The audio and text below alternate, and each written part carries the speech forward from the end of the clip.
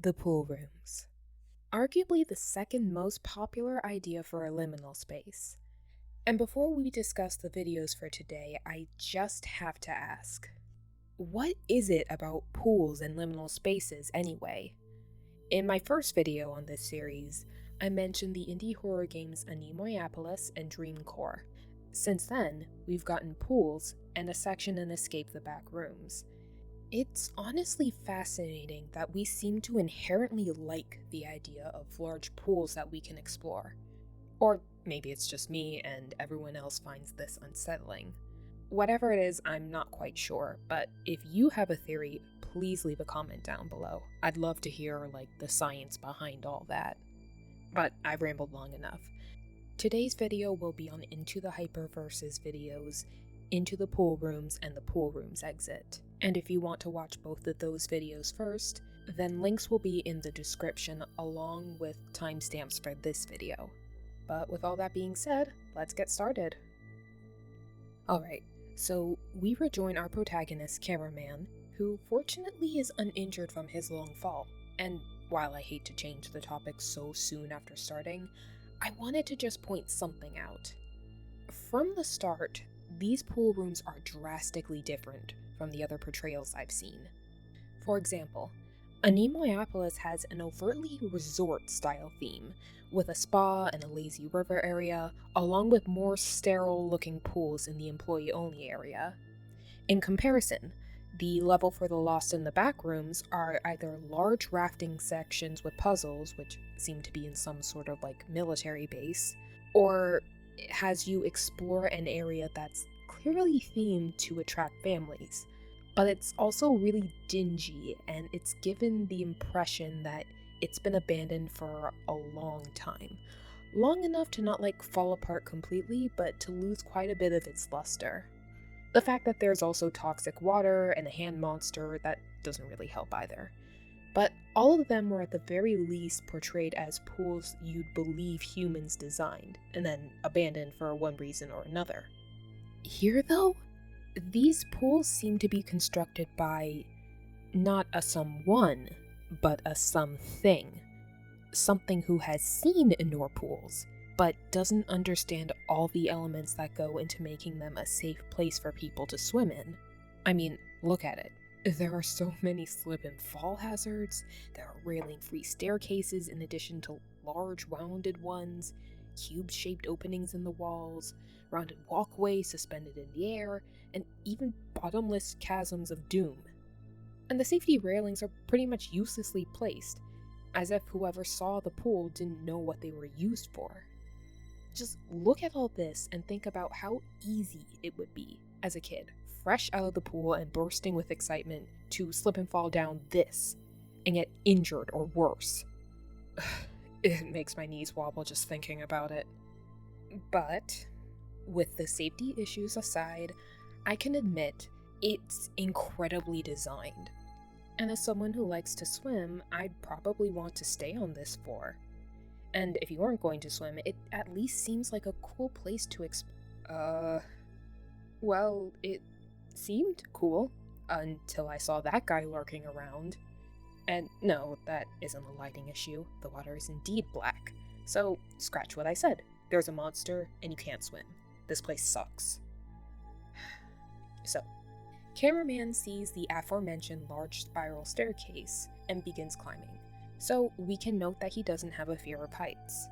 Once he reaches the top, he gets a fantastic view of the pool rooms. But remember, we're not alone here, and he's just leaving himself exposed to the elements. But we can't dwell on that for too long, because guess what we find? Another...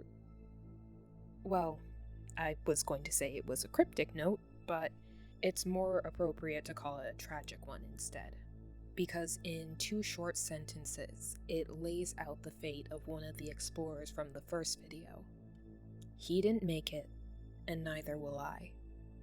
There's also a scribbled out drawing underneath it. According to Lost in the Hyperverse, the he the note mentions fell into one of the chasms and passed away down there. Given all the ways you could die, starving to death in a dark, dank hole has to be one of the worst. And I can't help but wonder, who were the explorers to one another? The dev just hinted that it was a male and female, but didn't give ages or even what their relationship was, which leaves it up to speculation. So it very well could have been anything from a brother and sister to a young couple who was exploring what they thought was a cool abandoned space, only to realize that they were in way over their heads, and then they got separated forever. While we never see what the guy used to look like, we're about to meet the girl. So, say hi. And this was once a human woman, and now she's become this. And since she can levitate, cameraman panics and he books it as the first video comes to a close. Continuing into the pool room exit, we find that he managed to escape, but he stumbles across a message that simply says, "Stay away from the wires." For now, cameraman just continues to do his thing, exploring, finding increasingly strange rooms with normal-looking water for once. He finds a message saying time is broken, which hints at the state of the camera and the world of the back rooms. If you go back to the first video and watch the screen carefully as he enters, the time and date segments get scrambled, which subtly hints at this. Eventually, our friend finds and enters a strange corridor/maze fusion that's halfway submerged underwater. Well, isn't that neat? It's really spooky in here. God, I'm sure it would be bad if something found out he were here and started chasing him. Oh, there we go. After narrowly avoiding certain doom, probably because some magical luck god has blessed him, cameraman finds a pretty helpful message on the wall.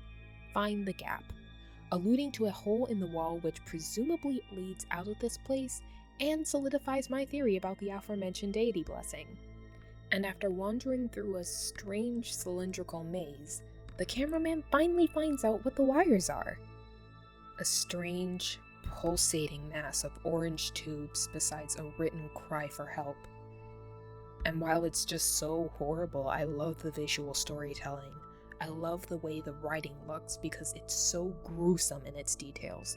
You can almost imagine the person writing this while being dragged away. And right as he's starting to process this, our new friend finds cameraman. And during a frantic chase, he just barely manages to evade her and find the gap, narrowly squeezing through to safety. And what's on the other side? A door. An open door, with warm sunlight peeking through. And guess who's back to say goodbye? Cameraman, upon seeing her, understandably sprints to the door, slamming it shut right before she can get to him. And as he catches his breath, he realizes that he's now in a hallway, as grass and flowers sprout from the floor, dense and lush. The door slowly creaks back open, and he sees a door frame and a wall with a message written on it. You are not free yet. There is no escape. And as the video draws to a close, he turns once more to take in the fabricated serenity of the grass room corridors. Small spoilers, but from here on out, this story is going to start picking up incredibly quickly. But for now, let's get into the designs. In the dev commentary, Lost in the Hyperverse mentioned that he was pretty much winging the designs of this area, which solidified my decision to make the theme avant-garde. Avant-garde fashion is about creating innovative and unconventional looks that make a bold statement. So it could either be something like this, or something like this. And while I love all the things one can do with avant-garde fashion, it's a bit of a weakness for me. And part of me isn't 100% sure whether or not I managed to pull this off. But I still think they turned out really well, and I'm proud of these designs regardless. And as you may have seen, I had a bit of trouble solidifying one design before scrapping it entirely. And that's kind of how it goes sometimes. And for a bit, I was really stuck on the idea of having 3 designs instead of 2. I even went back and sketched a couple more, but I decided that 2 strong designs were better than one that was subpar. But as a small fun fact, when I first discovered this video series, that Poolrooms dress that I ended up scrapping, that was the first design I sketched for this area in particular, before I started this channel and decided to theme these outfits around different aesthetics. You'll likely see some more scrap designs for the grassroom corridors, but for now, let me get back on track. This first dress is meant to encapsulate the entirety of the Poolrooms. It also kind of doubles as a vision of what the entire first video is about. What really got the creative juices flowing at first was seeing this picture of the spiral staircase. It was stunning, and I immediately knew I had to do something with it. Then I also saw this skirt as part of an avant-garde dress, and I decided to borrow it. I felt like it was a good abstract way of showing like water cascading down a waterfall, and I think it fit in pretty well, especially layered underneath a more like cartoonishly watery skirt that I had. And pairing the two together definitely helped bring out the avant-garde vibe I was going for. And I liked the whole feeling that this dress kind of like flows into itself like water. Another thing that inspired me was the tile that was used in the Poolrooms, specifically this segment. I mean, the color was just so beautiful that I wanted to use it as much as possible. I also upped my shoe game from the last video by using the wires as shoes. You could briefly see it from the side in the first dress, but I wanted to make an organic looking shoe, which you would have seen if I kept the first outfit, and I probably would have tried to do something where it like slowly creeps up the model's legs, kind of get in that body horror. Speaking of horror and the wires, I knew that I had to make a wire-based dress, and this ended up being like more body horror than I realized, as I kind of also wanted to show what it would be like for someone to be taken over by the wires. I don't know if we'll ever see how a transformation via wires goes, and I'm not quite sure I ever want to. But given the way the writing looked, I bet 100% that it was painful.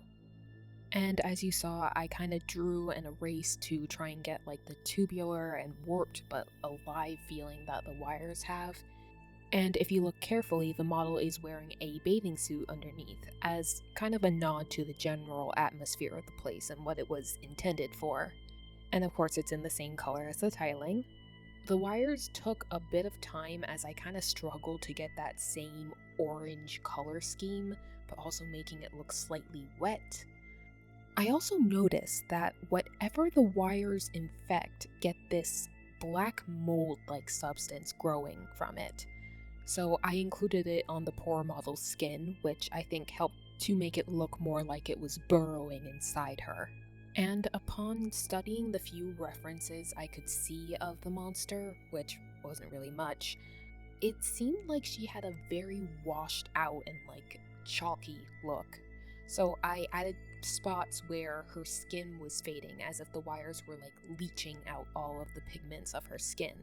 It's honestly pretty nasty now that I think about it. They were a bit more challenging compared to the first dress, but it was a challenge I was happy to take on. And overall, I would say the one thing that I liked the most about the Poolrooms was the fact that the dev was unafraid to wing it, as he described in the closed captioning. It truly worked to the strength of the backrooms, and even created a version of it that we don't often see. I really think the true horror of the concept of the backrooms lies in the idea that these are spaces that have an intrinsic sense of wrongness, while also trying and failing to mimic not just any culture, but human culture. Look at the song You Day from Escape the Backrooms. From the start, it seems like a cutesy little birthday song, but it quickly becomes clear that it has seemingly no idea how to be one. And this area kind of gives similar feelings. The architecture also helped to build tension, especially in the second video where cameraman has to wade through water for long periods, all the while we know something is stalking him, seemingly knowing where he is at the right moments. And with water slowing him down, it makes things even more tense because we know he's likely to be caught. But it does make me wonder. Towards the end of the second pool room video, I noticed how quickly the monster moved towards the cameraman. If he had been a few seconds shorter, he'd have been caught for certain. However, she was often just slow enough that he could get away from her multiple times, including once when he was in the water and deeply disadvantaged at that. Was she just conserving her energy, or is there more to the story than we know? I guess there's only one way to find out. Next time, as we enter the grass room corridors. Thanks for watching.